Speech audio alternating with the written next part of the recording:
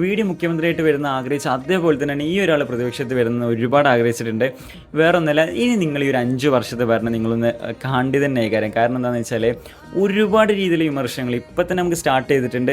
ശരിക്കും വിമർശനങ്ങൾ വേണം. വിമർശനങ്ങളും അതുപോലെ തന്നെ അങ്ങോട്ടും ഇങ്ങോട്ടുള്ള വാക്കുതർക്കങ്ങളും ഒക്കെ ഉണ്ടായാൽ മാത്രമേ നല്ലൊരു ഭരണം അല്ലെങ്കിൽ നല്ലൊരു തീരുമാനങ്ങളിലേക്ക് എത്തുള്ളൂ.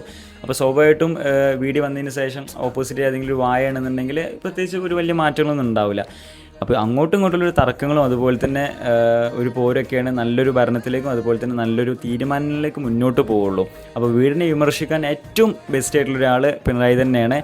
എന്താണെങ്കിലും എനിക്കുറപ്പാണ് ഈ ഒരു 5 വർഷം ഒരുപാട് മാറ്റങ്ങളും ഒരുപാട് രീതിയിലുള്ള വികസനങ്ങളും നമ്മൾ ഈ ഒരു കേരളത്തിലുണ്ടാവും. സ്റ്റിൽ നെക്സ്റ്റ് ഈ പറഞ്ഞ പോലെ തന്നെ തിരഞ്ഞെടുപ്പ് ഒരു ടൈറ്റ് കോമ്പറ്റീഷനിലേക്ക് എത്തിക്കാനുള്ള എല്ലാവിധ പുറപ്പാടും ഇപ്പം തന്നെ LDFൻ്റെ ഭാഗത്ത് നിന്ന് തുടങ്ങിയിട്ടുണ്ട്. നിങ്ങൾ ഓരോരുത്തരും കണ്ടിട്ടുണ്ടാവും. എന്താണെങ്കിലും ഇനി അങ്ങോട്ട് കേരളം നന്നായിട്ട് തന്നെ മാറും.